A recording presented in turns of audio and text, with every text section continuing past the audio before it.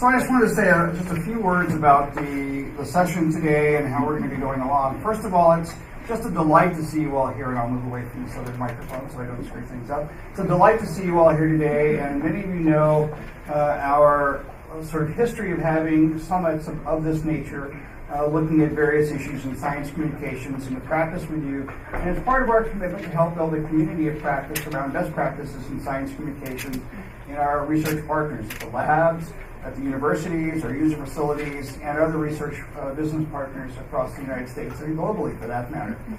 It's really critical, I think, at this point, and especially yesterday, having seen the release of the budget, as you know, in our annual frenzy of graphs and tables that we're going to add to today, because I know you're all interested in these, in what it is we're actually communicating about.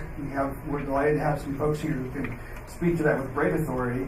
But it's up to us then to tell people what those dollars mean and what those dollars translate into. And increasingly, a lot of those dollars translate into work that is done at our universities, work done in conjunction with our laboratories at our universities, work done at our user facilities by university PIs. There are a lot of places where this intersection is really critical for us. A number of universities are, in fact, managing partners of some of our national laboratories. So in conjunction with a number of folks who are in the room today and who I'll call out in just a moment, we created this program to help reflect on how we make these connections between our community of practice and the Department of Energy and other federal agency and the university research community and the university communications community. I mentioned we had a really excellent planning committee to help us put this together. So I want to give all the credit to them, and then when you have problems or anything, just tell them it sucked and it's your fault. You're going to tell them they had great ideas, and if there was any fault in the execution, that fault is ours. So if I could have you stand up, please. Terry Devitt from the University of Wisconsin. Terry, where are you? There you are. Pete Genzer, Brookhaven. David Goddard, Tennessee. David Kime, Oak Ridge National Laboratory. Karen King from Michigan State University, the Facility for Rare Isotopes. There you are. Tom Rickey, Pacific Northwest. So you come in. And Catherine Zandanella from Princeton University. I'd like you guys to give them a round of applause.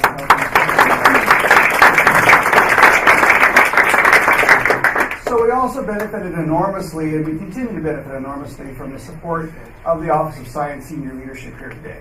And you'll hear a little bit more about who we have representing that senior leadership here from my boss and the director, the Associate Director for Resource Management in the Office of Science, Jeff Salmon. Jeff has been a consistent supporter of our communications efforts. In fact, convened the first of these summits in 2012, which, as many of the folks here from the laboratories know, led to the creation of the National Laboratory Chief Communication Officers Group as a formal mechanism for communicating among the laboratories. We held another summit in 2014, which gave us our strategic plan, and we continue to think that this is a summit that will give us equally useful and good guidance and blueprints going forward. With that, I'd like to introduce Jeff, who will introduce our boss.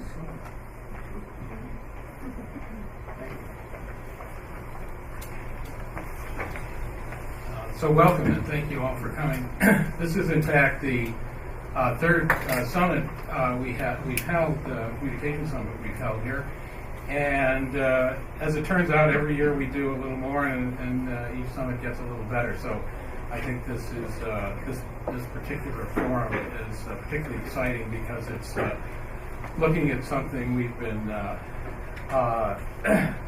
been working on for years. That is to tell the story of DOE support for the broad community. I've had the experience of talking about the Office of Science Research and DOE research in general, and many times somebody for the audience will say, "Well, but you're just a closed shop. Your DOE Office of Science is primarily interested in funding the lab, and whereas we have this very large responsibility towards the laboratory community. This is not a closed shop, and I think the message we'll get today and some of the discussions will show us how to communicate that fact to a broader community. I had the pleasure of meeting Dr. Cherry Murray at Lawrence Livermore Lab some years ago on a whirlwind tour with Ray Orbach. What I remember most about that was the fact that Dr. Orbach showed up 3 hours early for the tour, but Dr. Murray was ready and able. So, That was 2004. yeah, it was long. He was director at that point, but he had the tendency to show up early, so we had to be slightly fleet of foot. So it's a great pleasure for me to get. This is the first opportunity I get to introduce my new boss. Dr. Murray is a member of the National Academy of Sciences, the National Academy of Engineering, and the National Academy of Arts and Science. Which I always read that. I think those are the people that do the Oscars, but it's different. Prior to being nominated for Director of the Office of Science by President Obama and confirmed by the Senate, Dr. Murray was Benjamin Pierce Professor of Technology and Public Policy and Professor of Physics at Harvard. We are delighted that she is with us as our new leader of the Office of Science. And so, without further ado, let me introduce Dr. Murray.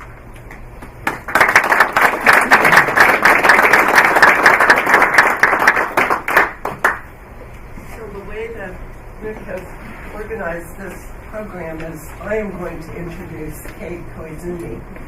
He's going to talk, and then I'm going to talk. So I have known Kay for probably 20 years, 25 years, something like that.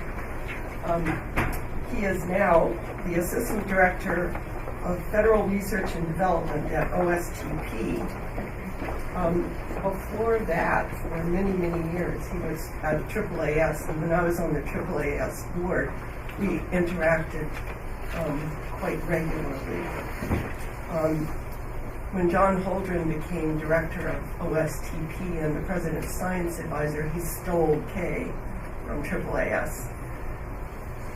And without further ado, I'm looking forward to what he has to say.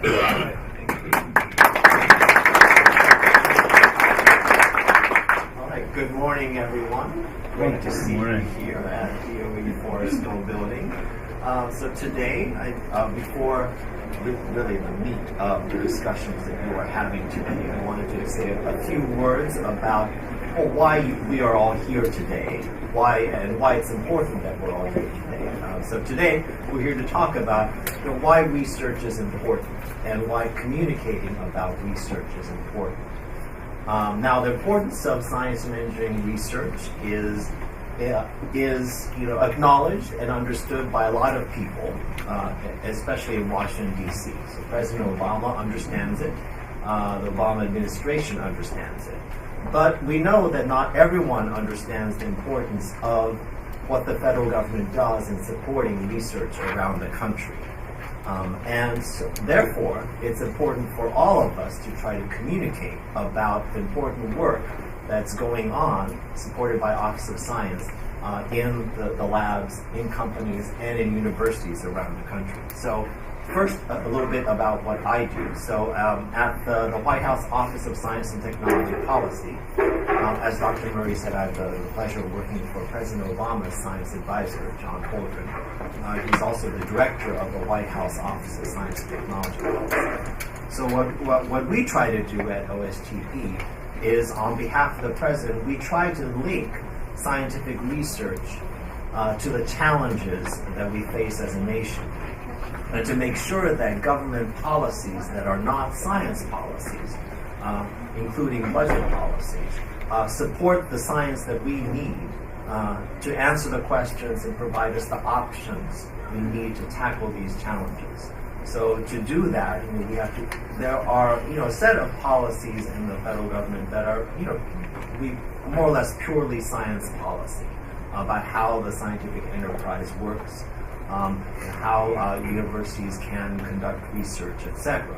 But there are all sorts of other policy areas in which it's not about the science explicitly, but it's about how we use science to make better decisions and to make some progress on the things that we always face as a nation. So we try to make sure that the new knowledge and new technologies that come out of the government supported research at your institutions feeds back into the policy process so that policy is informed by the best available science and technology. Climate science is one example. Science, the best knowledge that we have about how our planet is changing is a solid foundation for the President's Climate Action Plan, which is a set of policies to try to combat climate change, to mitigate it and adapt to it. So science is a foundation of many things that the federal government does. But we need you, and we need all of us, myself included, to communicate about the importance of federal support to research.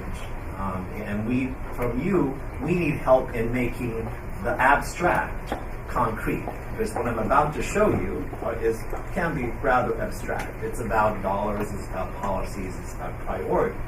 What you can provide is the people, the discoveries, the cool things that you guys get to operate in your institution. Because I can tell you, and I think I will, about how important federal supported research is to sustaining U.S. excellence in basic research that underpins so much of our economic competitiveness. Or I can tell you how federal investment in clean energy, R&D, and in DOE and other agencies have led to a technological revolution in solar and wind energy. Actually, I don't have to tell you because if you walk around, you'll see the posters telling you in DOE. But I can't make that concrete for people, communities, and universities around the nation. Only you can, and when we work together. So I live in the world of data about research and development funding, as Dr. Murray remembers. And I can show you the data, so I will. I'll show you my data. The federal government supports a lot of research, the R in R&D. And because we knew that you'd be squinting our eyes to see this, you can follow along with Kay's presentation in your packet. The slides are in your packet. That's wonderful. Thank you. So this is the R in R&D. There's even more D, that's development, that's not shown on the slide. So the federal government invests $70 billion a year in research. And you can see in bright green where the Department of Energy fits in, including the Office of Science.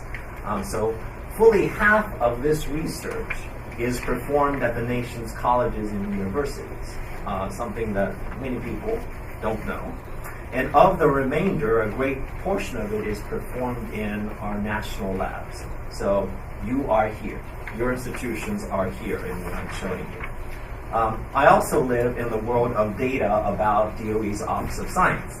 I know that the Office of Science is the largest federal supporter of research in the physical sciences, and that it's an important supporter of research in most of the other science and engineering disciplines, including the life sciences, environmental sciences, computer science, engineering, mathematics, and basic energy sciences.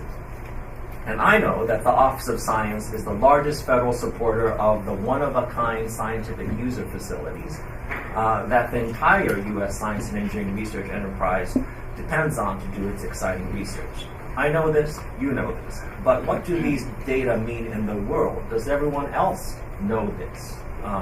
What you can provide are the stories, the details, the people supported by this federal research investment at your institution. You can translate the dollars here into real science and real people. You can make it real by describing what a physical sciences research project is, or what kind of questions DOE-funded scientists are trying to answer when they turn on a neutrino beam, or how many students from your local communities are involved in doing research on a tokamak, or just why it takes an enormous ring-shaped machine to move tiny, tiny subatomic particles around.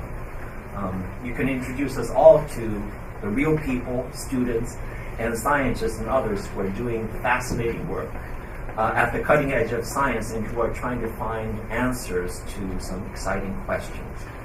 I know that in many ways you have it easy because there are so many exciting projects going on. I've been fortunate enough to visit several of the DOE national laboratories. For example, I've been to Fermilab, and I've had the excitement of standing, I guess, in a neutron beam deep underground, and knowing that neutrinos are going through me, and that they're coming out the other end 1,000 miles away in Minnesota, where they are detected. I've been to Argonne. I've been to Oak Ridge National Laboratory, where I had the pleasure of seeing this brand new computing facility and meeting some of the people who run it. So I know there's amazing work going on there, but of course, some of the stories I was told are a little bit missing because I don't know who is actually doing research on that computing facility in Oak Ridge. I don't know what kind of questions that are being asked with that computing facility, or what kind of answers are coming out of that. So there is amazing work going on there, and I appreciate the PIOs and communications officers from the labs who help tell the story, not just to me, but to visitors and especially to students and others from the community surrounding the labs. I've also been fortunate enough to visit several of the universities supported by Office of Science Research. Ohio State, my hometown university, not here today. Doing excellent work in computing and in basic energy.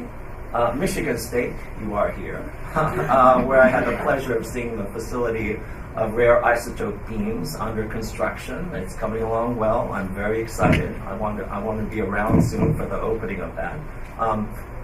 There's a special pleasure I will share because coming from Ohio, actually that was the first time I crossed that border into Michigan. So I didn't want to go to Ann Arbor, so I went to East Lansing. Anyway, so GW, George Washington University, right here at DC, my alma mater, where there's a brand new science and engineering hall doing great work on a variety of energy-related topics. So we are counting on all of you to tell these stories and to find better ways to spread the news far and wide. So in that spirit, I'm going to tell a little of my story now, the story of the President's 2017 budget released yesterday. It's a great budget for science, for the Office of Science. I'd like to share with you now how, my vision for how the research you are supporting and telling the stories about fit into what the President and the administration are trying to accomplish in the coming year. So when the federal government, as I said, supports a lot of research, $70 billion a year of research, $150 billion a year if you count the development funding. And we do that because we've long done this pretty much ever since the end of World War II, and in World War II, we've supported research and development as the federal government because of the many benefits that support provides in terms of expanding our knowledge about the universe, providing us with new technologies for the civilian marketplace, and also for making progress on a number of the government's missions. And that includes accelerating the pace of innovation to create jobs.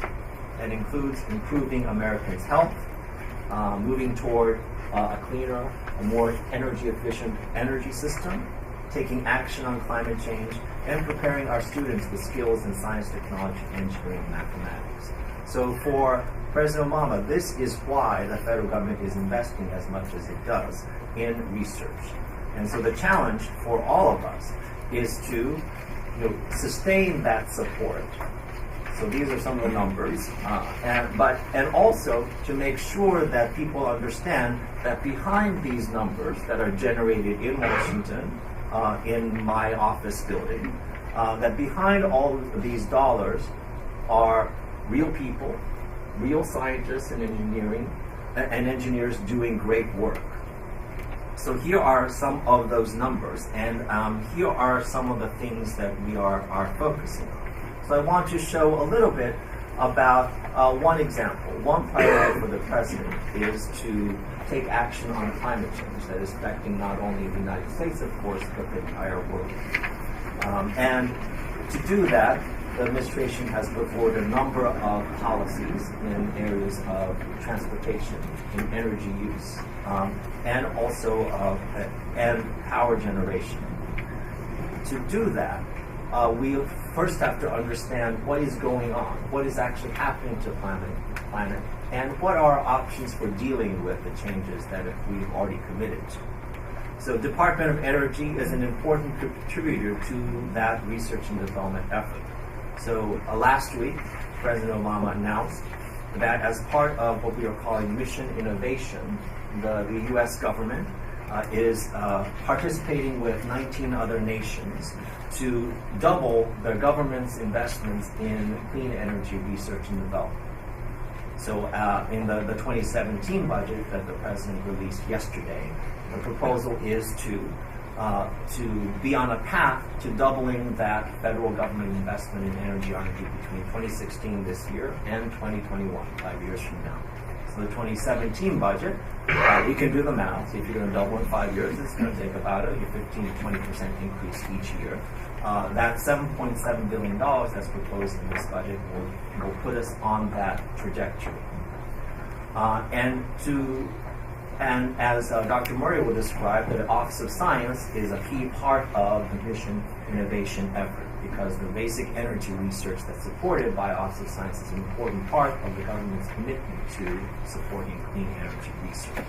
And these research initiatives are done in conjunction with several other units here in the Department of Energy and the Department of Transportation and NASA. So those are some of the reasons that the federal government is supporting research, and why the budget that the President released yesterday is so positive toward science and technology. So that is actually the condensed version of my budget talk, because I'm going to spend the rest of my time talking about the nation's capital, where you are right now. Here we are in Washington, D.C., so I think you have a visual, the physical reality of things are a little bit different here than where you may work at your labs and university. So, welcome to Washington. Why do we need to communicate about university and national lab research? I've given a few reasons why. Let me say a few words about why it's important in this context of where we are in the nation's capital. So, we need to work together to communicate, number one, as I've said, because it's the right thing to do. We have exciting work going on in our institutions, and we should want to talk about it. But number two, as I think I've said, the federal government, that is all of us as taxpayers, invest a lot of money in research and development. They and we ought to know what we're supporting and why it's so important and exciting, because that support is never guaranteed. Over the longer term, the American people will only trust us to invest these funds wisely if they understand what they are investing in. As an aside, that means I really hope you take the time to credit the Office of Science with supporting the work that goes on in your labs, because I want to know, if an exciting scientific discovery is announced in a journal, one of the first things I look for at the back is, which federal agency that I work with supported that work.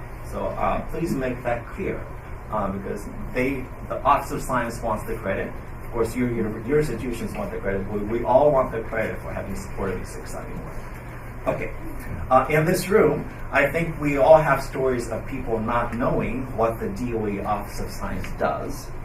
Around town, lots of stories about people not knowing what the Office of Science is, or that there are some in the scientific community who doesn't even know that the Department of Energy has an Office of Science. And we know there are many people who don't realize that the exciting experiment they read about, or the graduate student working down the hall, or the U.S. contributions to the ITER project being built in France, are all supported by the DOE Office of Science. So please tell that story. We're all going to tell that story. Which brings me to another reason having to do with Washington. Policymakers in Washington make lots of decisions about supporting science. Every year, Congress and the President have to make decisions about how much funding all government research programs, and indeed how much most government programs receive. They have to make these decisions continually, year by year.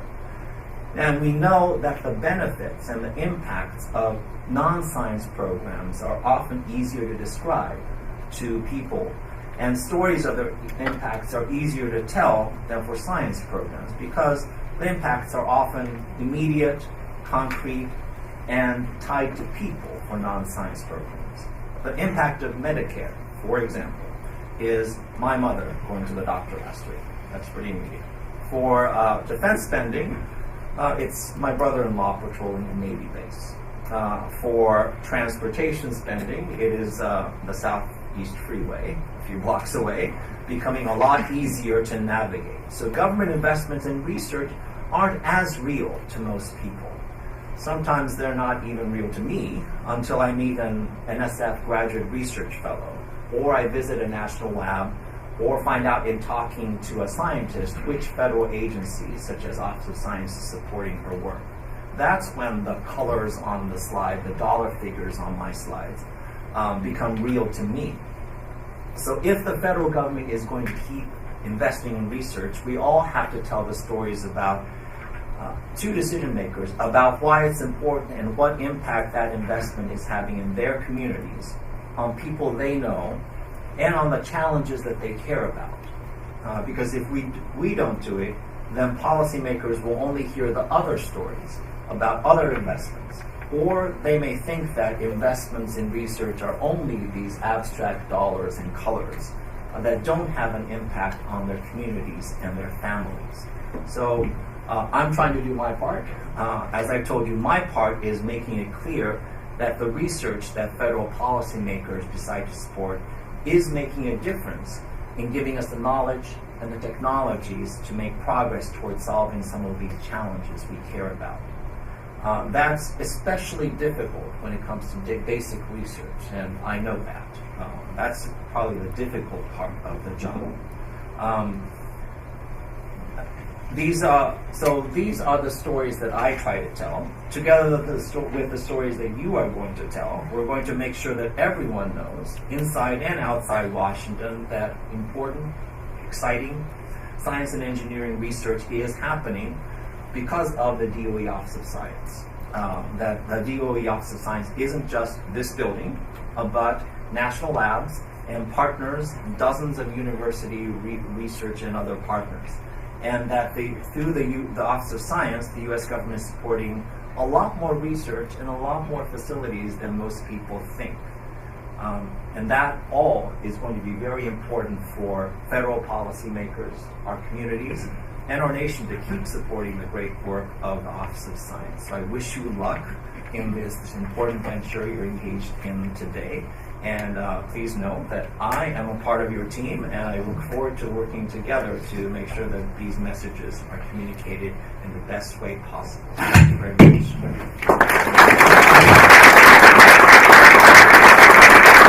you very much. As an organizer, you sort of hold your breath, and then there's a great sigh of relief when your speakers knock it out of the park, like Kay just did. We really, really appreciate that. He's graciously agreed to take a few questions. Yeah. Yes. Please identify yourself in our stanchions with microphones on them if you use the microphones, because we are videotaping today. Oh, I forgot about that. Yeah. You said nothing I wouldn't say to John. That's fine.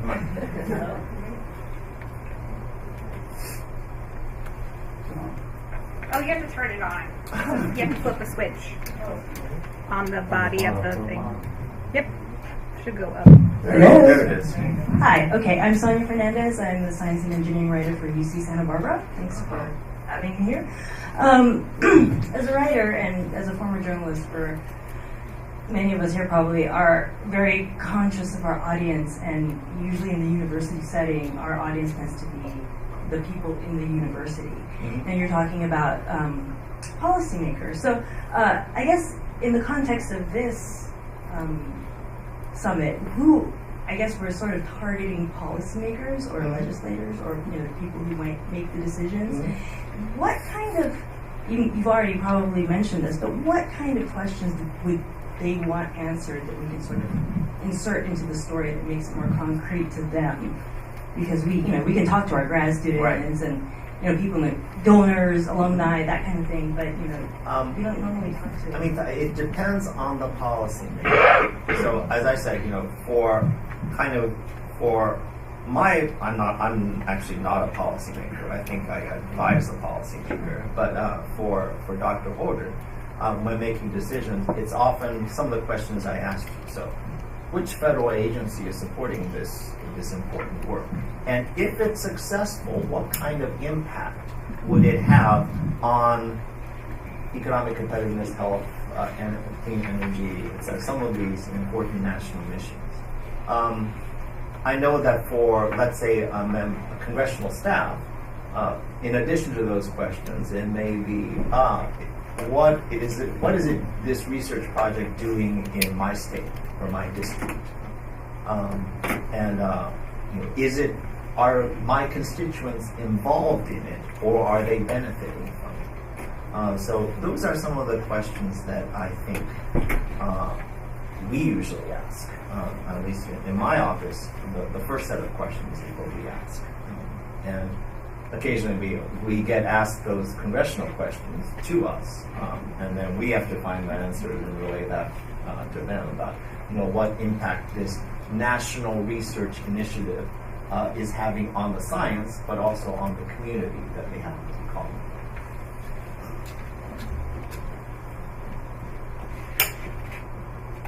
Okay. So I'm Brian Quirk with DOE in the Chicago office. Thank you for coming, by the way. Very, very interesting. Let me ask you to go a little deeper in some of the things that you said. Okay. So last meeting like this, the Secretary of Energy, Dr. McNulty, said there is one audience, and that is Congress. And so, sort of going down that path, whether one agrees with that or not, let me ask you two questions. The first one is, I work in a facility in Illinois, and so in northern Illinois, all the members of Congress, and the two senators, of course, from Illinois, know very well what's going on in those facilities. Mm-hmm. People from, members from Indiana, southern Illinois, Missouri, etc., that aren't in our sort of wheelhouse have a harder time relating to facilities, the activities that go on in our facilities, than those who are sort of geographically friendly to them. Do you have any insights in how to reach those people?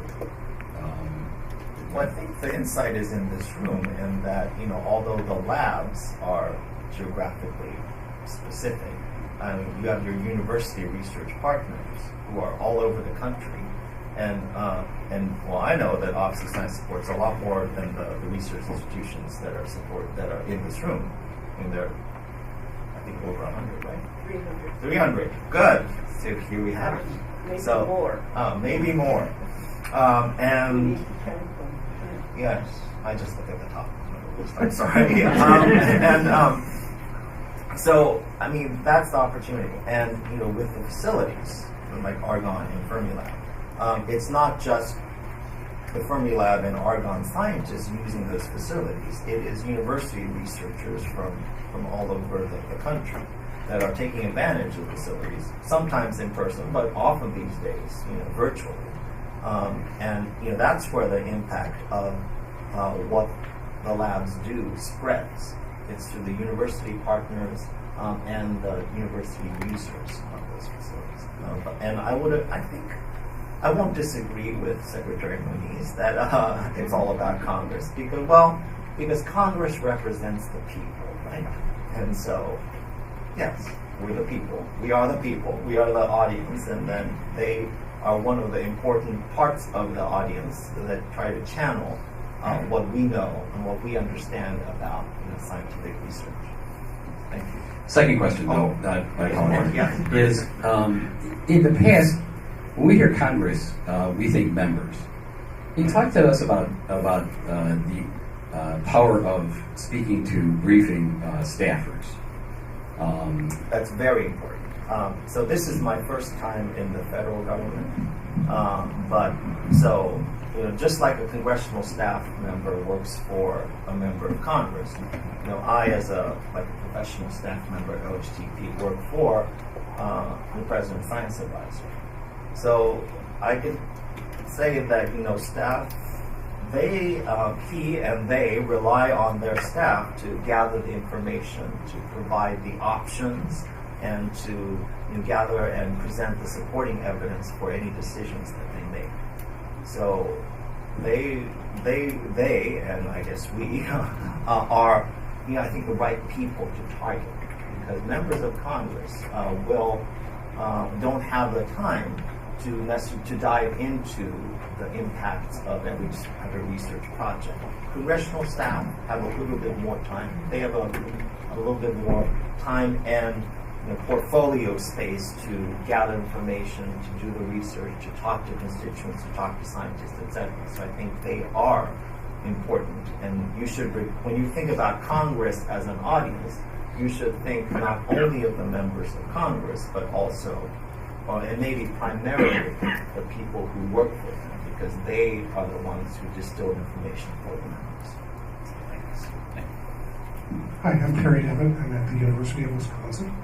And my question to you is, as you're talking to us about the importance of communicating research, it's my day job, and I love writing about the science that you guys fund. What I'm wondering is, what in particular? Astrophysics to zoonotic disease. Okay, well,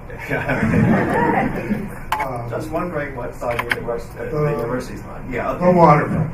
Okay. And my question is, how are you communicating this message to the leaders of our institutions about the importance of sharing this kind of information with the rest of the because well, I think many of the things that I'm saying to you, Dr. Holder, my boss, says to the heads of institutions when they come and visit or when he sees them. For example, the president of Boston University, of another one of my alma maters, was in the office, and we impressed on the president the importance of communicating about all the research that Boston University faculty are doing, because we think it's important, and also because it's not a well understood story. I mean, as an alum, I can say that a lot of people do not know yet that BU is now a major research university with a lot of important work going on. I want more people to know that, so it was an opportunity to have my boss tell the new president of Boston University how important it is. So pretty much in every conversation, I or Dr. Holden or my other colleagues give mini versions of this speech. It's important to keep communicating what you're doing, because not enough people understand it. And we find that from being around Washington, because we meet with members of Congress and their staff, and we have noticed, are not as aware as we think they should be about the exciting work that's going on in their universities or their national labs. They may only know part of the story. And for universities, they may know about the students who are going there, who are going to classes. They may not know that these students are involved in research. And often they certainly don't know that the Office of Science is supporting some of that research that the students are doing on their campuses. For the labs, they may know that it's there. They may know a lot about the operations and some of the projects that the lab is working on, but they may not know about the discoveries that are happening at that institution. They may not know about the students who are involved from their local communities in doing that research. So this is what I find. So that's why we do try to communicate, the importance of communicating on every chance that we get. Thanks for that question. One last question. One more, okay. Andy Fell, UC Davis. Thanks for inviting us here today. It's a very interesting day. This is really an observation that occurred to me as you were speaking about connecting people to the discoveries that are made in labs. And I think if you go on the street and you ask people who is creating technology that affects your life, they will say Apple or Google. Yeah. But those companies are building on what we've done in the past. So I think a lot of our challenge is how to connect that more basic research and technology transfer to industry as well and into products. That's just a thought for the room. And it's a great observation. So we sometimes slip up, but for example, at the budget presentation that we were involved in yesterday, of course, Dr. Cordova, National Science Foundation, they took great pains to point out that Google, for example, is based on an NSF-funded research project.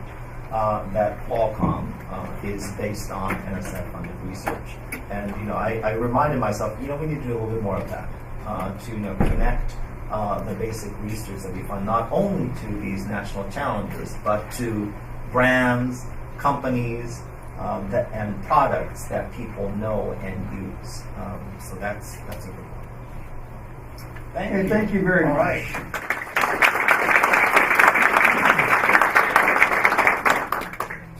Well, we prepared for our transition of slides and speakers. I will say something I should have said at the outset, which is that when we originally scheduled this program, it was scheduled for today because you guys could take advantage of coming to AAAS and capturing this session as well, but also because we give our speakers a week to recover from the budget rollout, which at the time was scheduled for a week ago. So you were seeing our speakers today, Dr. Murray, Dr. Koizumi, Dr. Orr today, all at their best, having had almost no sleep and for the last 48 hours, and the day was very, very long yesterday as they did their marathon briefings on this budget. So not to in any way to diminish expectations as we saw last night in New Hampshire, but just to give you a sense that these people have gone above and beyond the call of duty to drag themselves out again this morning to be able to be with you this morning and do that. With that, I'll reintroduce Dr. Murray and invite her to the podium. Thank you. Yes, and on Friday, I am briefing staffers of the appropriations committees on our budget rollout. I completely agree that staffers are incredibly important.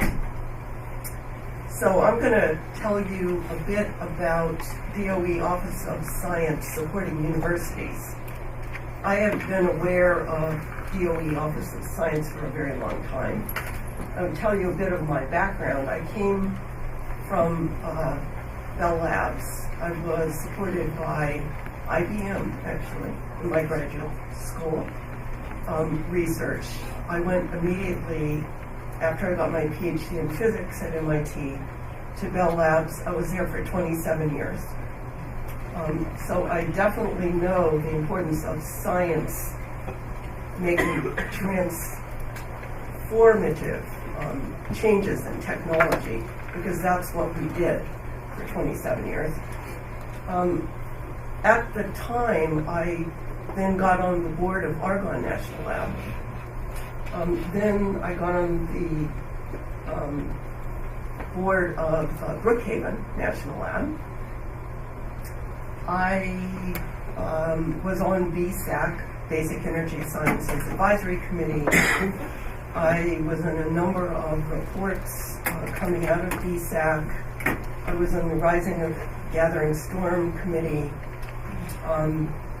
When Bell Labs basically crashed and burned and was taken over by Alcatel, I became the deputy director of the chief research officer at Lawrence Livermore National Lab, getting more and more, and that's where I first met Jeff.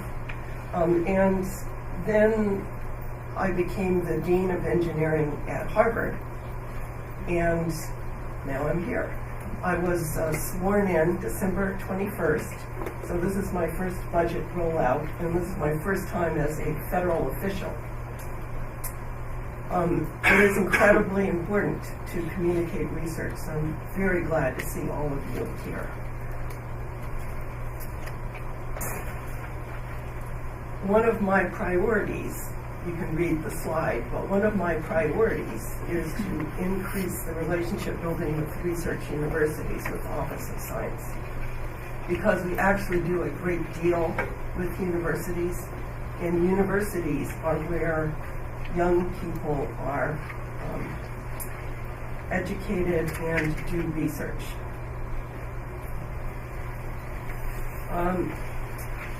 So you probably are quite aware of this, but the Office of Science, so I'm not going to tell you about FY17 budget proposal, but in FY16, we were $5 billion, roughly. 42% of that budget supports research directly. 40% of that research goes directly to universities.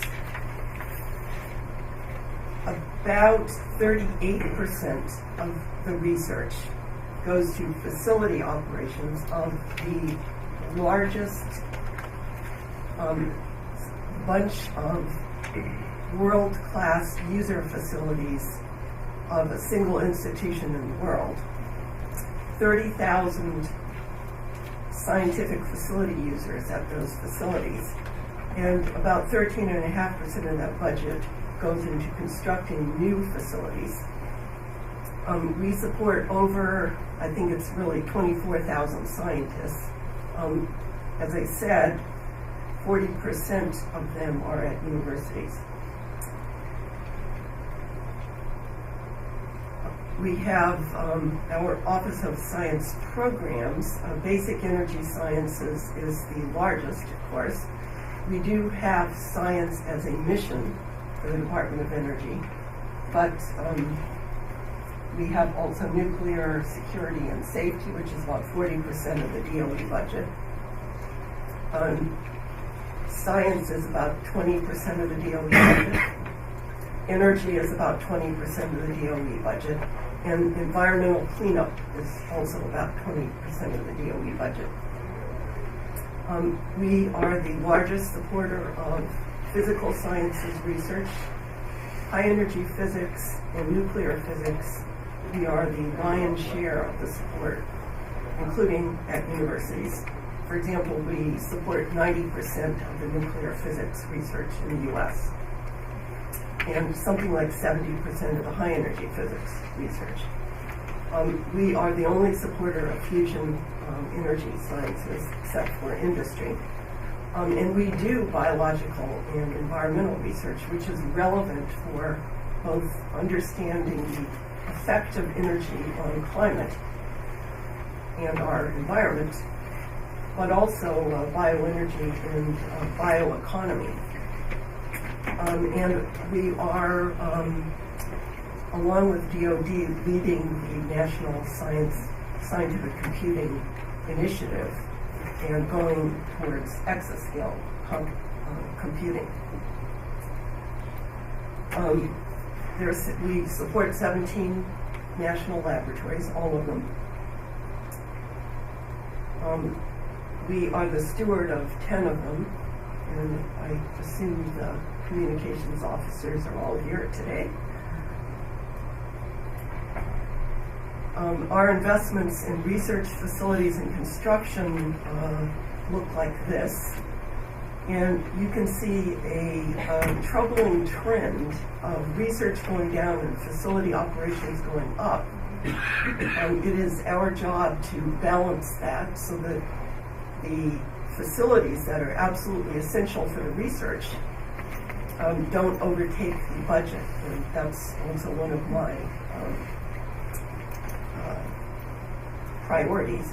What that means, though, is that we are supporting world-class facilities, and that means we need to sunset some of them so that the new ones can be built and are world-class.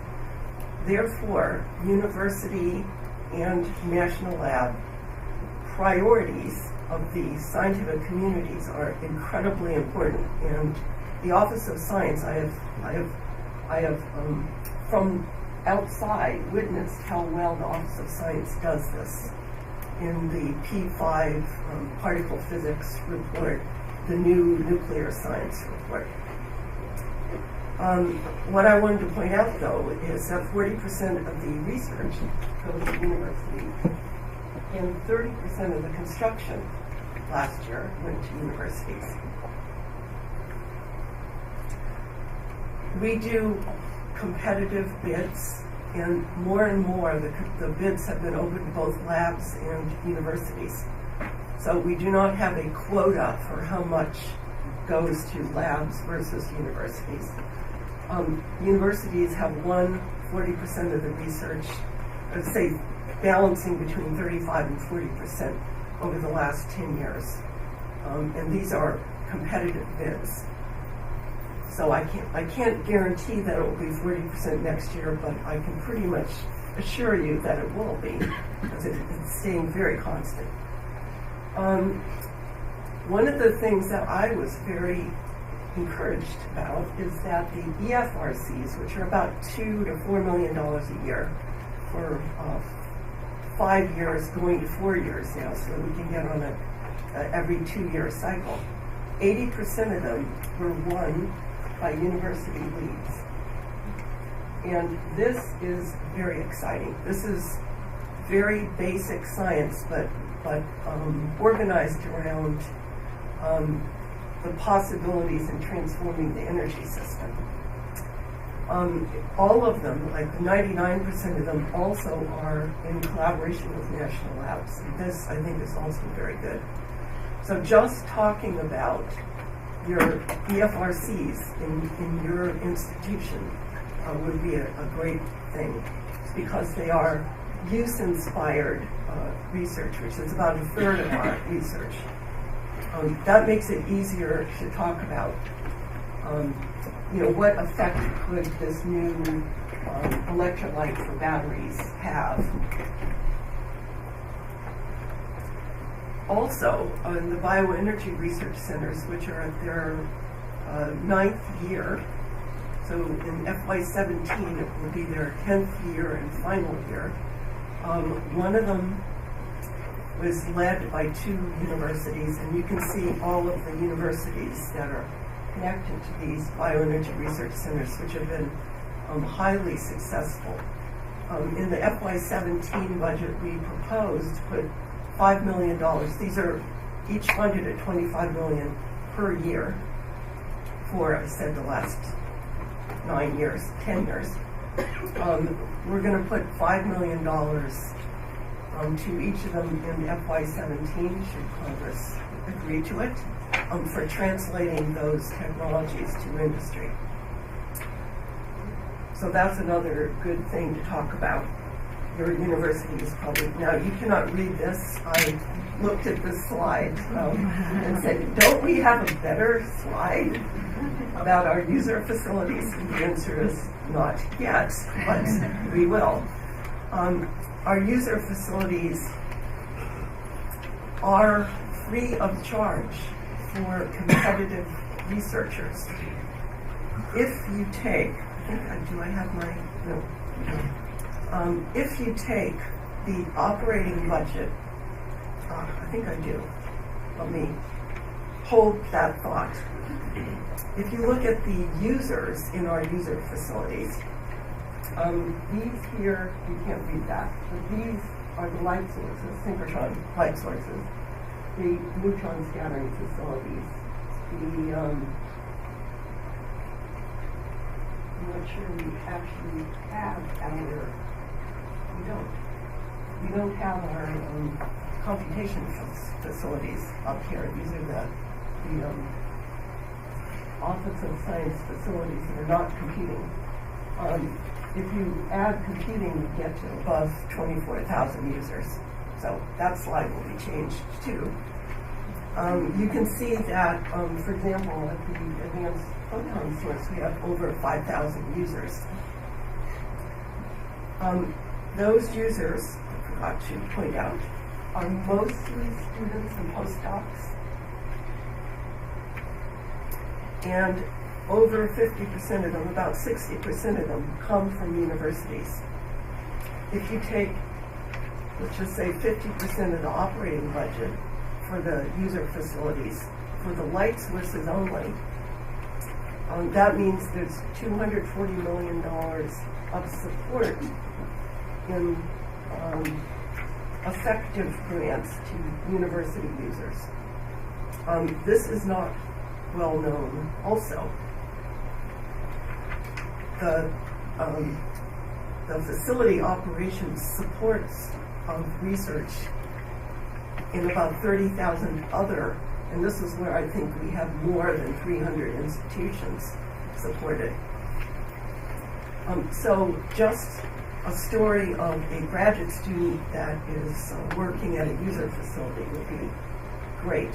And by the way, they get this competitively. They've won a competitive grant to use this time.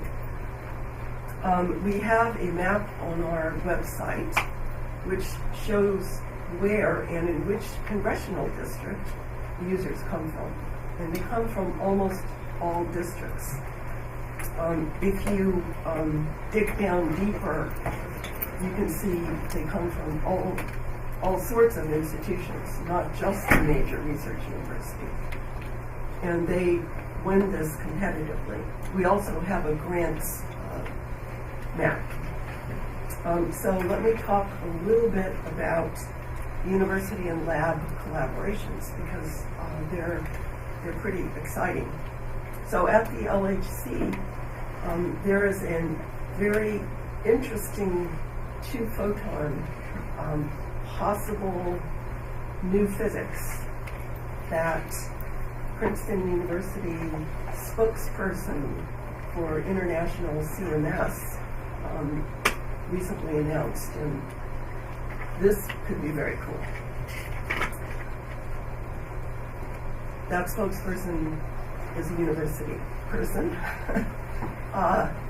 In the Long Baseline Neutrino Facility and Deep Underground Neutrino Experiment, otherwise known as LBNF, DUNE, in the FY17 budget, there is money to start excavating.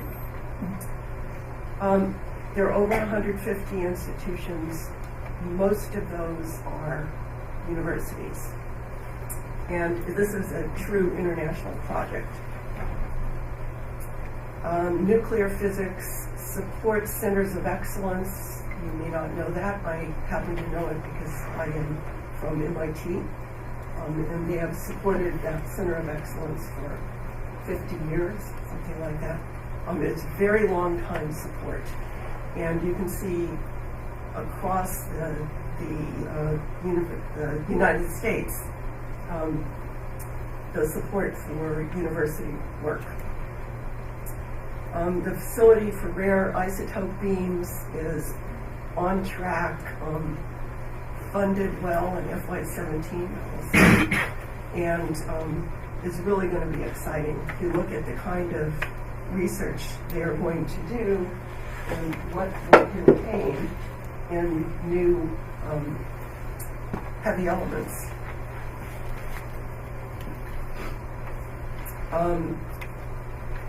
Here is a good relationship between CHESS, the folks at an NSF-supported facility at Cornell, and SLAC, where they built detectors that have been used to determine structures of whatever.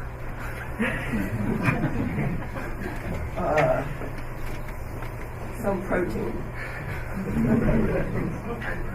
This is extremely cool.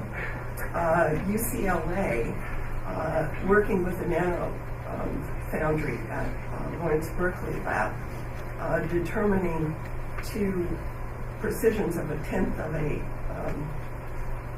atom, tungsten atoms. This is even more cool because you can understand the importance of this research, which is collaborative with a number of different universities. Oak Ridge, as you may know, has a mercury contamination problem, and understanding how you can methylate, you being a microbe, methylate mercury to produce the poisonous version of mercury is incredibly important, and that was done by university researchers in collaboration. So this is, call it environmental cleanup, but it's extremely important.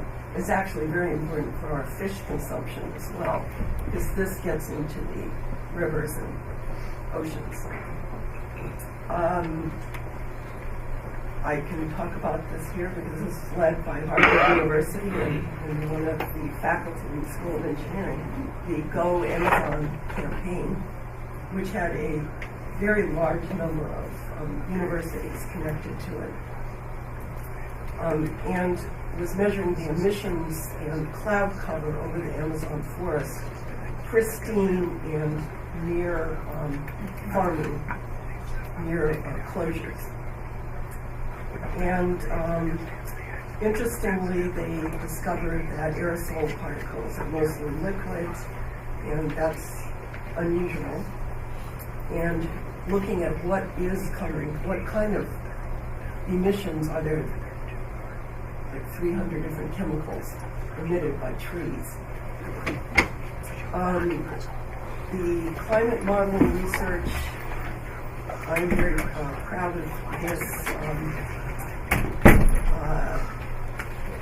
Earth System Modeling ACME project because I funded it at Lawrence Livermore National Lab with LDRD funding way back when I was there. But this is taking advantage of the massive computation that the DOE Office of Science has at the national labs in parallelizing the climate codes. The current climate codes that NOAA uses are not parallelized. And this, in FY17, is going to become one of the codes that is user, it is, first of all, open source, and second, will be an IPCC code. It is much higher resolution than the other codes. And we do, I have to say, actually at Livermore, the Program for Climate Model Diagnostics and Comparison compares all of the current international climate models and has a very large database of these. And interestingly, I will say that if you average all the climate models, you get a better prediction than if you just look at one of them. Because some of them have this chemistry, some of them have this better cloud model, so they're keeping track of how well are we able to actually model, and this is in collaboration with a very large number of university scientists. Fusion energy sciences, I will pick up my pace here, are doing, actually got on the cover of Physics Today. There's a very good collaboration between universities, industry, if you call General Atomics industry, and Princeton Plasma Lab.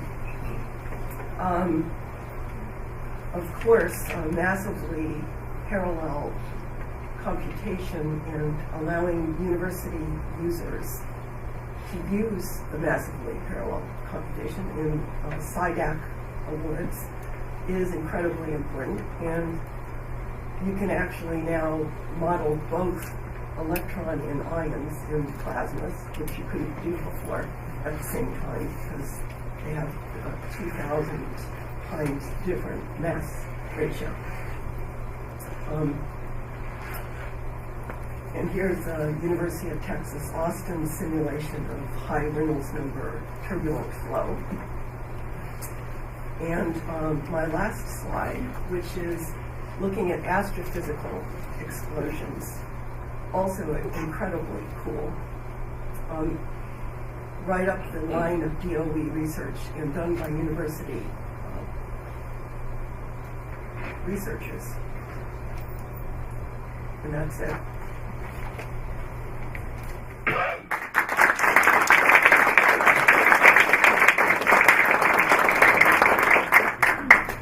Thank you very much. We have time for just a couple of questions if you'd like to do that. Good morning, Dr. Murray. Thank you for speaking to us today. I come from the Ames Laboratory and speak in simple terms. I'm getting the impression that this morning from both of our speakers that we want to embrace the relationship that we have with our universities. And I wonder if you would just tell us, summarize in your own terms, what it is you want us to take away from the comments that you made today about embracing that relationship. There are many ways to go about that, but I'm not sure that I know exactly the appropriate way to go about that. So maybe you'll talk about that just a little bit more. Sure. Well, there are a number of points also that Kay made, which is the education of young people and young scientists and engineers happens at our universities. And the leading edge thought in science and engineering happen in young people. And it's incredibly important, absolutely incredibly important, to connect those young people with national priorities in science and our national labs. So I think stories about students who get to work on these spectacular facilities is exactly the way to connect to them. I will tell you, from my own background, the reason I ended up at Bell Labs is because I did a summer employment at Bell Labs when I was in graduate school. And it was spectacular. And so the workforce development programs that we run at the Office of Science are spectacular. So it's not that the University of Iowa is running Ames. It's that the students at Ames get to interact with the people who are doing critical materials work for the nation. Does that answer your question?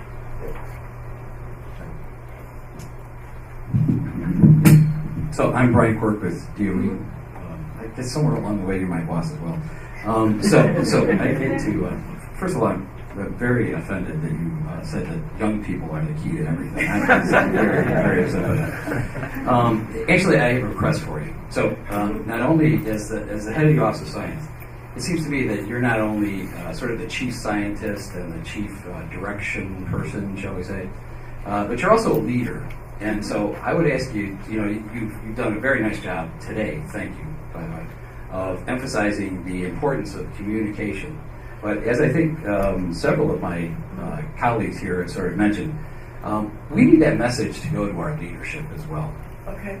So if, kind of on one of those first slides, if one of those objectives that you have when you're speaking to audiences other than this, or to all of your audiences, if that could be one of the messages, that would go a long way to helping us prioritize some of the activities, some of the support activities that go on at the universities and research. Yeah, so I will definitely do that. Oh, thank you. I spoke to the University Research Association on this very topic, and I'm going to talk, I think next week, to the Energy Sciences Coalition, which is a coalition of universities, research officers and presidents, and as I am also going to visit universities, and of course national labs. But I actually do think this message needs to go out because first of all, it's the truth. Second of all, as I said, young people are it's really, really important. Our national labs, particularly the Office of Science labs, are more and more open to the public and to young people and international scientists collaborating with them. They may have started out in the Manhattan Project completely closed. That is not the case anymore. And I think it is not well known. So I thank you for all of you for telling the stories, particularly of young people, I would say. And have a great summit. Thank you. So I invite you to join me in doffing your sport jackets or whatever top wear you can doff, because our DOE folks are now terrified it's going to be 0 degrees on Sunday, so they're hoping to keep the warmth going into that. I'm hopeful that we won't freeze to death. A little better. There we go. So thank you very much for the warm welcome you gave to our principals this morning in talking. I reminded Kay again that message was right on target for us, and that we really appreciated him and Dr. Murray coming to join us when ordinarily their schedule would have been way too busy to have been able to accommodate us on the day after the rollout. In fact, both of them were out hitting the streets and had to turn down other opportunities to do that in order to be here with us. So what I would like to do today is sort of sketch out the rest of the conversations. The rest of the conversations we're going to have today really revolve around this afternoon's breakout sessions, which is not to say that the panels we have in between and after are useless, but they are hoping to set up the conversations you want to have during the breakout sessions. So it's very important to me in all the summits that we've ever done that we have actionable outcomes and actually have things we can come to some consensus on, or at least help start the dialogue. This is a dialogue we want to have continue. This is a dialogue that's been going on for a while. Many of us have had these conversations around the value of university research, the value of communicating university research. I don't think we've ever really come at it from the perspective of how do we as feds work together with you as universities and explore that joint communication space and joint communication landscape. And I think that's a very productive one for us to have. And I think one of the places where we think that is particularly important for us to have is around the user facilities. And I think that's really what we'd like to sort of set up this first panel as. So we'll have a panel on user facilities, we'll have a panel on direct support of DOE, and then we'll break for lunch. And there'll be more logistics stuff from Natalie before we break for lunch. But the 2 panel sessions this morning are designed to set up those conversations in the breakout sessions. And when each breakout session is going to have a moderator and it's going to have a reporter. The reporter is just there to take notes today and isn't going to do anything, but your moderator is going to go back out at the end of the breakout sessions and you hear from her or him about the kinds of discussions and kind of issues. And I've given everyone, and I think they're all in your packets too, the provocative questions we think should come out of those discussions. And the panel discussions we're having this morning for at least 2 of those breakout sessions, if you're in social media, you're on your own. But if you're in the other 2 breakout sessions, these really are designed to sort of get you thinking about the kinds of questions that we're asking in this panel. And so the 3 questions, and I won't belabor them too much because you can read them in your packet, are things about the pipeline issue. How do funders know when the principal investigators publish research done at their user facilities? We have a devil of a time finding that out. So being able to help us, help the PI get news out about her or his research is really critical to us. And that's one of the things we need to unpack in this conversation. How should the universities interact with the university facilities and public affairs? And so the user facilities, depending on the lab, have different reporting relationships through their public affairs offices. And we'll have a little bit of that back and forth here about how that relationship works and who is your contact at whatever lab or whatever university or user facility you're looking at. And then lastly, who gets credit for work done at the user facilities? And I think that's the big elephant in the room for many of these conversations around credit. And it sounds appropriative, and it sounds picayune, and it sounds like this is what we're focused on, but by God, that's what we're focused on in many cases. So I think there's this pervasive feeling that credit shared is credit diluted, and we need to figure out a way of making sure that all of the partners in a research project or in a research finding can be equally acknowledged without diluting the credit. I think that with this with this team at the table, I think we can do that. Before I introduce the panel, I will say one more thing about this team we have here in the room today. I think I've mentioned earlier on that we've had to expand the room twice because of really good response to the invitations we sent out. But we were very specific in who we invited here today.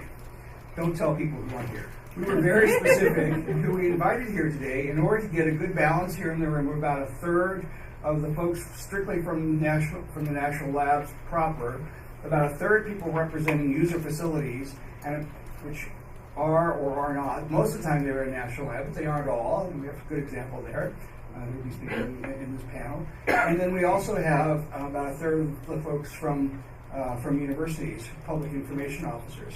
And I think that the public information officers we chose are people that Self has worked with regularly or hears from regularly, or our top research performing universities under the DOE portfolio, the Office of Science portfolio. So that's why you see the people in the room you see. That's why I'm so delighted that so many of you are here. There are a few outliers we threw in for good measure, because a little spice is always good in something like this. And we have one person that I did want to call out to, and that's Matt Schaub, who's sitting back here in the back. Stand up, Matt, so everyone can see you. Stick your head around the column there so everyone can see. So Matt is new to the beat here. He's with the Headquarters Public Affairs Office here at the Department of Energy. He fancies himself our minder. We haven't disabused him of that yet. He's the person who is our liaison with public affairs and helps us sort of keep on track with departmental messages and broader meta messages. And it turns out that, for a lot of reasons, basic research is just really hard to communicate in that broader context. And so during the day today, if you have opportunities to say hi to Matt and sort of give him some guidance about what kind of things you think would be very useful to the department proper, talking about basic research, as opposed to all those whiz-bang technology things, that would be really great. Not that I would but that's really where we'd like to begin talking about some of the issues and the difficult challenge of basic research communication, not just at the universities, but everywhere. That's the first order problem. You have packets of bios for everybody a page of bios of everybody. So we're going to not do a whole lengthy introductions of folks here. I'm going to introduce, for these panels, we're going to introduce the moderator and allow the panelists to introduce themselves briefly as part of their opening presentation. But for user facilities, if you came to the Department's Office of Science, you would almost certainly come to Ben Brown, who is our moderator today. Ben is the person who works in the Office of Science SC2, which is our science place, where all of our planning and policy and dollars about the office come to rest. And between him and the moderator of our next session, Patrick Lynn, they have been a really strong piece of our communications process here, and I think they'll both talk a little bit about how they interact with that process. Ben's been very helpful to us. One of the things you'll see in the packet also is the requirements for acknowledgement of federal support, and that's something that Ben will be particularly able to talk about because he was the principal architect of that with Patrick and me and some other folks and the associate directors who engaged in this. And it's particularly interesting to see how we are trying very hard to get the user facility name out there and brand it specifically. I'll stop there, let Ben take over, and thank you all panelists. Thanks, Ray. Can you all hear me? Okay. Well, a really kind introduction, and it's a pleasure to be here. And I'm looking forward to meeting a lot of your faces, you see familiar faces. And I was told before this session that I should not use PowerPoint, and I swear I completely forgot. Ben. Is that better? So I only have a couple slides, and then we'll get to these fine folks. I warned He really did, and I apologize profusely last night. So, and I am the author of that horrid slide that Dr. Murray mentioned, so my career is over after. But I have this slide, which is just to say that, and echo her, that facilities are a huge part of what we do. We're kind of equal parts direct support for researchers through grant making and support for these facilities that are used by thousands of individuals. It defies one slide. I mean, this is not a great slide, but there's 28 of these, right? So that's part of the challenge I see. How do we articulate a really heterogeneous portfolio of amazing, from supercomputers to light sources, particle smashers, fusion machines, atmospheric monitoring capabilities. But just to echo again, Dr. Murray, these things have some pretty unique attributes that we can't ignore. They're open. So you come with an idea and you can compete for access. They're free if you intend to publish in the open literature and do non-proprietary work, and this was not always the case. I mean, this is a model that didn't just kind of pop up from nowhere. It took decades to kind of come to this place. And they're unique. And I want to emphasize that it's the people at these places that make them unique. And actually, my number's wrong. It is 24,000 research. We have many, many thousands of people that support these domains. So I just want to spend a very brief couple minutes on a kind of cartoon expression of the differences in the relationship that we see from headquarters and how we see the world. But also, if you're a researcher, what is your experience with the Office of Science? You might be a grantee, so there's the Office of Science, and there's a nice pile of cash. And you have an idea, you could maybe like some cash to pursue your idea. So if you're lucky enough to win a grant, then you get the cash, and maybe you reward yourself with a raspberry blue Slurpee. And it turns your lips blue, and you're very happy.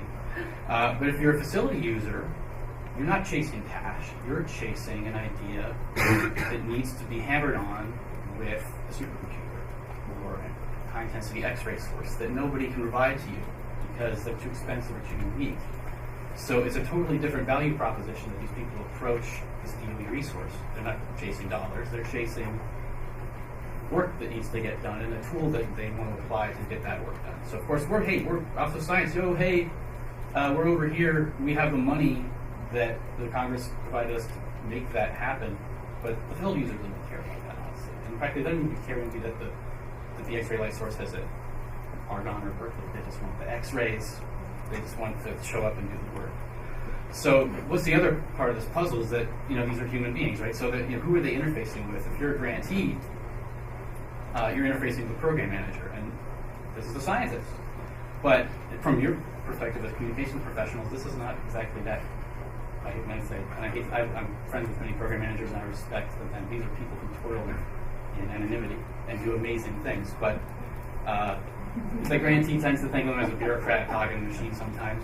That's horribly pejorative. But this is not, this is not a communications story. But this one is. This is my little, soapbox. The facility staff scientists at these user facilities are incredible researchers in their own right, and they are seeing a whole host of different users they're connecting with. And so user facilities are hubs in a really meaningful way, and this is something that a story that is not told. We focus a lot about the end product, the research that comes out of the user facility, the research that comes out of a grant. But there's this kind of meta story of how, okay, I'm a huge Star Wars fan. Sorry. User facilities are kind of like the most icy spaceports of science. People are coming in and out all the time. It's an incredibly vigorous and exciting place. And so one of the themes I hope we can connect on during this short panel and later in the breakout is that, facilities enable discovery, of course, but there's a story of service here. This facility staff scientist is giving up the majority of their time to help other scientists connect with a tool, but oh, by the way, they're actually a human collaboration machine, making connections between users. Saying, hey, you should talk to this person over here. An industry user talking to a university person. Oh, by the way, we heard about youth this morning. Yeah, a lot of grad students and postdocs get sent to go schlep across the country and do the experiment. But they're exposed to a whole other different raft of characters. It's a really vigorous space. The pace is extreme because you've got this much time to get this much done. So there's just a lot going on. And then you already heard about them. But that's my little PowerPoint.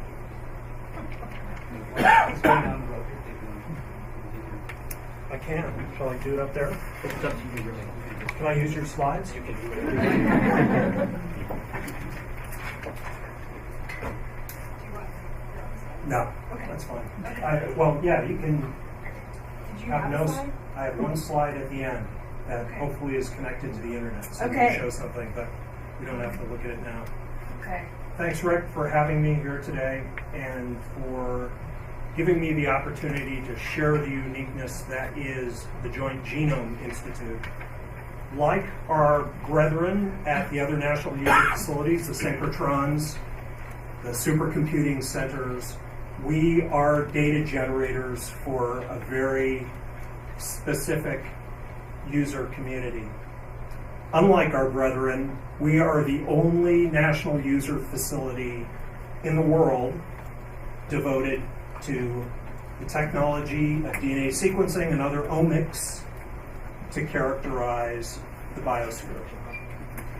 So, how did DOE get involved in this enterprise, you may ask?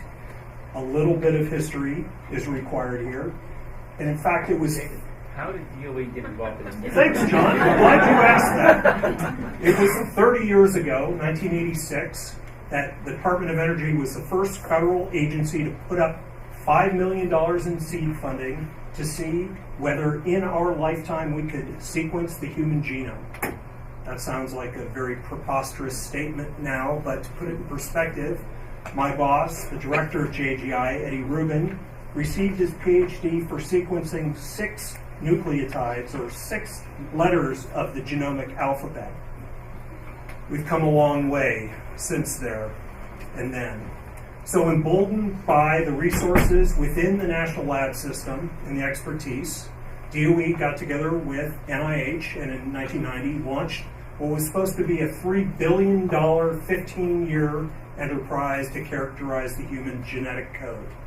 Things got going rather slowly at first until the resources within the national lab system were consolidated into a virtual institute in 1997, and then in bricks and mortar in Walnut Creek, California, the Joint Genome Institute, roughly equidistant between Lawrence Livermore and Lawrence Berkeley, where we draw our workforce. We tackled 3 human chromosomes, 5, 16, and 19, that speak to the interest, the abiding interest of the Department of Energy in human genomics, and that was the health effects related to energy use and generation. So JGI was the first to complete its obligation to the Human Genome Project, published their findings, the analysis of those chromosomes, about 12% of the human genome in the journal Nature, and then stepped back and said, now what? National Institutes of Health support 5 sequencing centers around the country, all devoted to humans, how selfish, and human disease.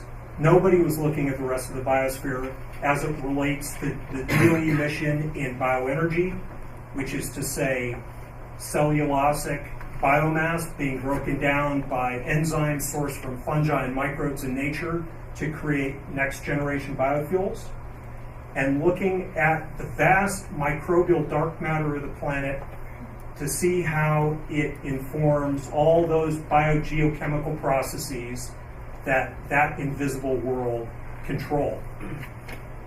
So, what have we done for you in the last 12 years or so? Fast forward to the time now where last year we sequenced 143 trillion letters of plants, fungi, and microbes, and collections of microbes we know as metagenomes. To put that into context, that's the equivalent of a city of about 48,000 people, like Charlottesville, Virginia, with classes in session, at a cost of a fine dinner in San Francisco and a decent bottle of wine, and it takes about the time in which you can down a cup of coffee to sequence those 3 billion letters of the equivalent of the human genome. When Kay was talking earlier about the exciting science stuff that we generate, I think in terms of the personalities driving the science of our 958 members of our user community. Jill Banfield, for one, from UC Berkeley, who donned a moon suit and crawled into the depths of a Superfund site in Northern California that was spewing sulfuric acid into the upper reaches of the Sacramento River, scraping a pink biofilm off a rock and sending it FedEx to us so that we could put Humpty Dumpty back together again and identify the bad actors in that environment that were responsible for contaminating the river. Or I think of Jerry Tuskin from Oak Ridge National Laboratory and the Bioenergy Science Center at Oak Ridge. The BRC's, Bioenergy Research Centers, represent a third of our capacity. Jerry is really Mr. Poplar, and Poplar has been popular to the Department of Energy since the 70s. Grows very fast. If you want to grow trees for fuel, Poplar was chosen as that. It's a very sophisticated genome, about a third of the size of the human genome, with twice as many genes. He's discovering all sorts of things related to disease resistance and growth habit of these trees.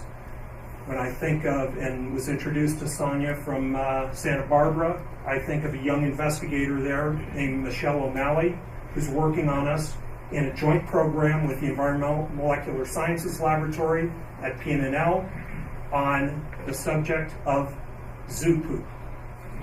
I've said it, zoo poop. So there's exotic animals that are exquisitely capable of breaking down biomass into something that we could use as a drop-in fuel. We're working with Michelle on that. So where do we go from here? It's not that we characterize everything under the sun.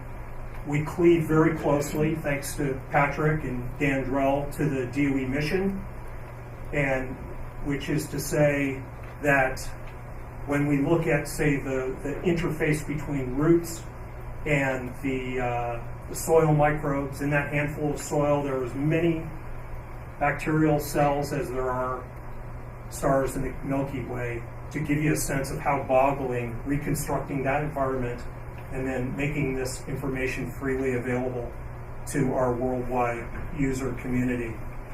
But the most dividing question that we get as a national user facility is, what the heck is a national user facility?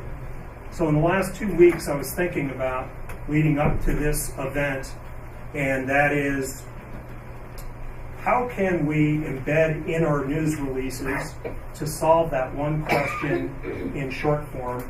And if you don't mind indulging me for a moment, yesterday I was at the Renwick, and I recommend it to you, and I saw this Einstein quote there, and to me what it summarizes is wonderment. But as Kay said, it's not just wonderment, but also we need to convey the relevance and context for the taxpayers and to generate a sense that they're getting their money's worth. So I know it's a high-risk endeavor I'm embarking on here, but having finished this at about 1 this morning, you guys are going to be the guinea pig, and I trust that you'll provide some useful feedback. And take it away, Natalie. Just crank that puppy up. Complex information embedded in our planet's DNA. There are trillions upon trillions of organisms in our biosphere, each with their own genome, and each has its own story. JGI deciphers this massive amount of information to discover the roles these organisms can play in generating new sources of energy and informing new scientific discoveries that will improve our environmental stewardship. In order to transmit this deep pool of data to the scientific community, JGI works hand in hand with the National Energy Research Scientific Computing Center, or NERSC, and the Energy Sciences Network, or ESNet. These three unique resources reside at Lawrence Berkeley National Laboratory and are known as National User Facilities, supported by the Department of Energy Office of Science. Just as water flows throughout the world to sustain human survival, high-quality genomic data generated by JGI flows to the scientific community to sustain scientific discovery and innovation. In its role as a national user facility, JGI invites researchers from around the world to supply JGI with thousands of DNA samples collected from nature. Like turbines, the highly specialized instrumentation and intellectual expertise of JGI churn out a massive data resource by decoding and assembling genomes, the DNA sequences comprised of the chemical letters A's, T's, C's, and G's, of the organisms sourced from the samples, providing an intricate biological snapshot of a particular ecosystem. This information is then converted to the digital language of zeros and ones. These data, constituting a deep reservoir of thousands of different plant and microbial genomes, are stored and managed at NERSC. Like a generator that converts water's potential energy into electrical power, ESNet serves as a conduit that speeds the flow of JGI's information at a rate that's 15,000 times faster than an average home network.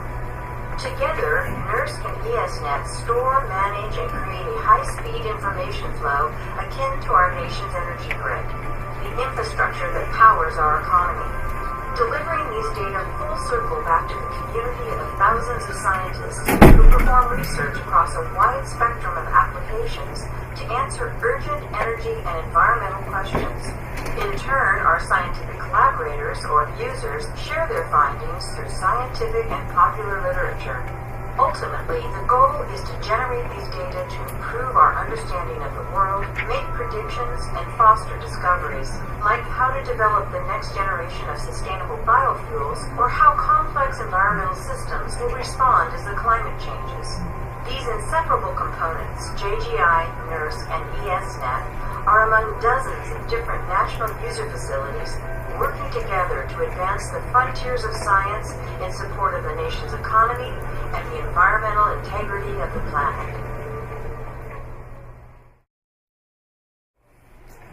So I just wanted to say just a few words about the session today and how we're going to be going along. First of all, it's just a delight to see you all here, and I'll move away from this other microphone so I don't screw things up. It's a delight to see you all here today, and many of you know our sort of history of having summits of this nature, looking at various issues in science communications and the practice we do. And it's part of our commitment to help build a community of practice around best practices in science communications in our research partners, at the labs, at the universities, our user facilities, and other research business partners across the United States, and globally for that matter.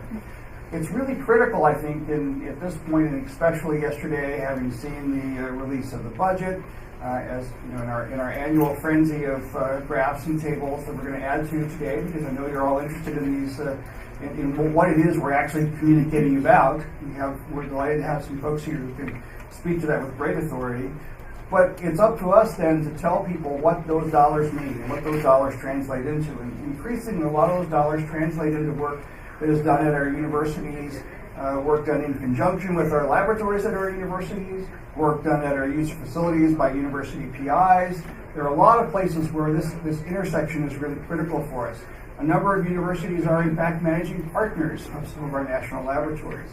So in conjunction with a number of folks who are in the room today and who I'll call out in just a moment, we created this program to help reflect on how we make these connections between our community of practice and the Department of Energy and other federal agency and the university research community and the university communications community.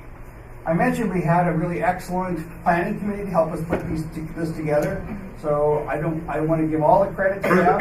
And then when you have problems or anything, just tell them it sucked and it's your fault. You're going to tell them they had great ideas, and if there was any fault in the execution, that fault is ours. So if I could have you stand up, please. Terry Devitt from the University of Wisconsin. Terry, where are you? There you are. Pete Genzer, Brookhaven. David Goddard, Tennessee. David Kime, Oak Ridge National Laboratory. Karen McCain from Michigan State University, the Facility for Rare Isotope Beams. There you are. Tom Rickey, Pacific Northwest, so you come in. And Catherine Zandanella from Princeton University. I'd like you guys to give them a round of applause.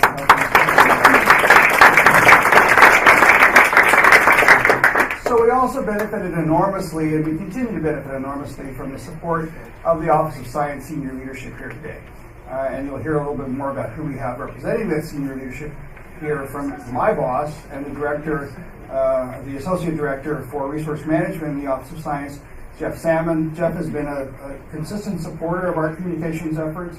In fact, he made the first of these summits in 2012, which, as many of the folks here from the laboratories know, led to the creation of the National Laboratory Chief Communication Officers Group as a formal mechanism for communicating among the laboratories. We held another summit in 2014, which gave us our strategic plan, and we continue to think that this is a summit that will give us equally useful and good guidance and blueprints going forward. Rick has organized this program as I am going to introduce Kay Koizumi.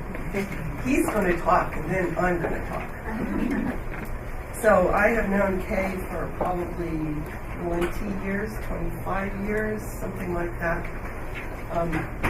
He is now the Assistant Director of Federal Research and Development at OSTP. Before that, for many, many years, he was at AAAS, and when I was on the AAAS board, we interacted quite regularly. When John Holdren became director of OSTP and the president's science advisor, he stole Kay from AAAS. And without further ado, I'm looking forward to what he has to say.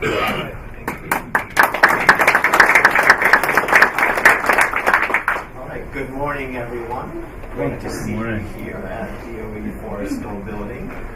So today, before really the meat of the discussions that you are having today, I wanted to say a few words about why we are all here today, why it's important that we're all here today. So today, we're here to talk about why research is important and why communicating about research is important. Now, the importance of science and engineering research is acknowledged and understood by a lot of people, especially in Washington, D.C. So President Obama understands it. The Obama administration understands it. But we know that not everyone understands the importance of what the federal government does in supporting research around the country. And so, therefore, it's important for all of us to try to communicate about the important work that's going on, supported by Office of Science, in the labs, in companies, and in universities around the country. So first, a little bit about what I do. So at the White House Office of Science and Technology Policy, as Dr. Murray said, I have the pleasure of working for President Obama's science advisor, John Holdren. He's also the director of the White House Office of Science and Technology Policy. So what we try to do at OSTP is, on behalf of the President, we try to link scientific research to the challenges that we face as a nation, and to make sure that government policies that are not science policies, including budget policies, support the science that we need to answer the questions and provide us the options we need to tackle these challenges. So to do that, there are a set of policies in the federal government that are more or less purely science policy about how the scientific enterprise works, how universities can conduct research, etc. But there are all sorts of other policy areas in which it's not about the science explicitly, but it's about how we use science to make better decisions and to make some progress on the things that we always face as a nation. And I know that the Office of Science is the largest federal supporter of the one-of-a-kind scientific user facilities that the entire U.S. science and engineering research enterprise depends on to do its exciting research. I know this, you know this, but what do these data mean in the world? Does everyone else know this? What you can provide are the stories, the details, the people supported by this federal research investment at your institution. You can translate the dollars here into real science and real people. You can make it real by describing what a physical sciences research project is, or what kind of questions DOE-funded scientists are trying to answer when they turn on a neutrino beam, or how many students from your local communities are involved in doing research on a tokamak, or just why it takes an enormous ring-shaped machine to move tiny, tiny subatomic particles around. You can introduce us all to the real people, students, and scientists and others who are doing fascinating work at the cutting edge of science and who are trying to find answers to some exciting questions. I know that in many ways you have it easy because there are so many exciting projects going on. I've been fortunate enough to visit several of the DOE national laboratories. For example, I've been to Fermilab, and I've had the excitement of standing, I guess, in a neutron beam deep underground, and knowing that neutrinos are going through me, and that they're coming out the other end 1,000 miles away in Minnesota, where they are detected. I've been to Argonne. I've been to Oak Ridge National Laboratory, where had the pleasure of seeing this brand new computing facility and meeting some of the people who run it. So I know there's amazing work going on there, but of course, some of the stories I was told are a little bit missing because I don't know who is actually doing research on that computing facility in Oak Ridge. I don't know what kind of questions that are being asked with that computing facility, or what kind of answers are coming out of that. So there is amazing work going on there, and I appreciate the PIOs and communications officers from the labs who help tell the story, not just to me, but to visitors and especially to students and others from the community surrounding the labs.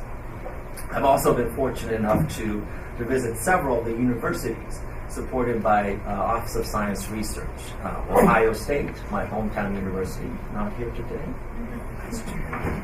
Doing excellent work in computing and in basic energy. Michigan State, you are here, where I had the pleasure of seeing the facility of rare isotope beams under construction. It's coming along well. I'm very excited. I want to be around soon for the opening of that.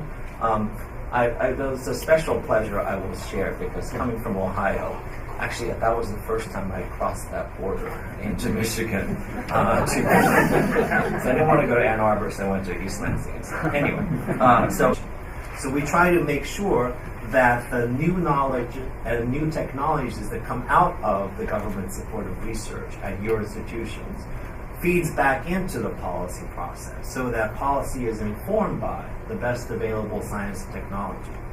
Climate science is one example.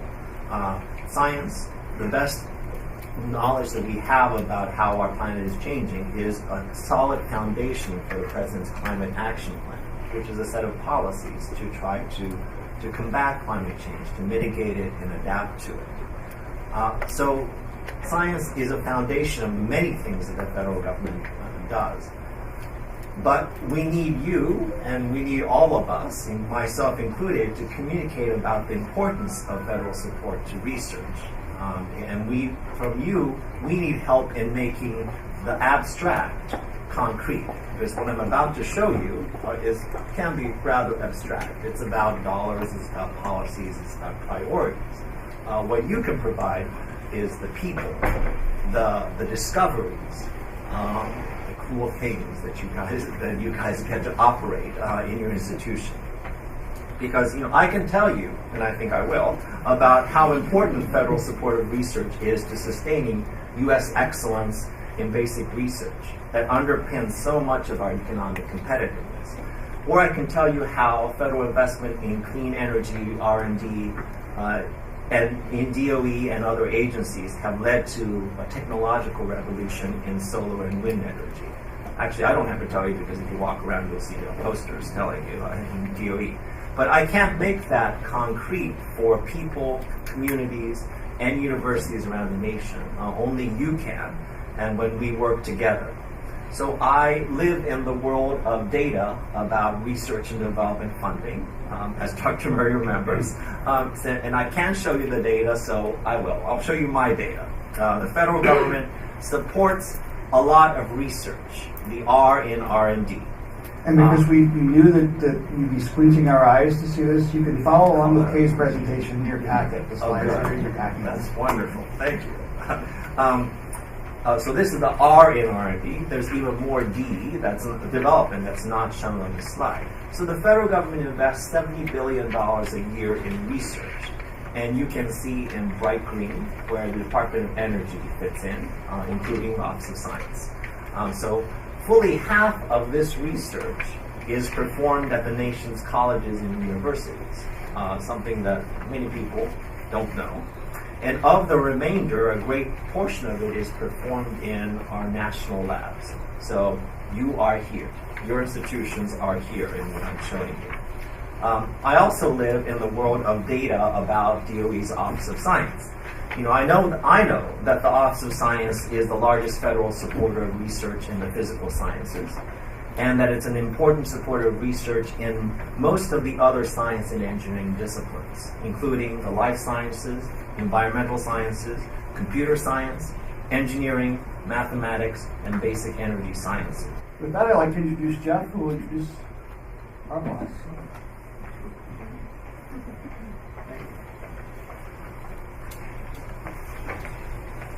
So welcome and thank you all for coming. This is in fact the third summit we've held, communication summit we've held here. And as it turns out, every year we do a little more, and each summit gets a little better. So I think this is this particular forum is particularly exciting because it's looking at something we've been working on for years. That is to tell the story of DOE support for the broad community. I've had the experience of talking about the Office of Science Research and DOE research in general, and many times the audience, somebody for the audience will say, "Well, but you're just a closed shop. Your DOE Office of Science is primarily interested in funding the lab," and whereas we have this very large responsibility towards the laboratory community. This is not a closed shop, and I think the message we'll get today and some of the discussions will show us how to communicate that fact to a broader community. I had the pleasure of meeting Dr. Cherry Murray at Lawrence Livermore Lab some years ago on a whirlwind tour with Ray Orbach. What I remember most about that was the fact that Dr. Orbach showed up 3 hours early for the tour, but Dr. Murray was ready and able. So, that was 2004. Yeah, it was long. He was director at that point. But he had the tendency to show up early, so we had to be slightly fleet of foot. It's a great pleasure for me to get. This is the first opportunity I've had to introduce my new boss. Dr. Murray is a member of the National Academy of Sciences, the National Academy of Engineering, and the National Academy of Arts and Science, which I always read that, I think those are the people that do the Oscars, but it's different. Prior to being nominated for Director of the Office of Science by President Obama and confirmed by the Senate, Dr. Murray was Benjamin Pierce Professor of Technology and Public Policy and Professor of Physics at Harvard.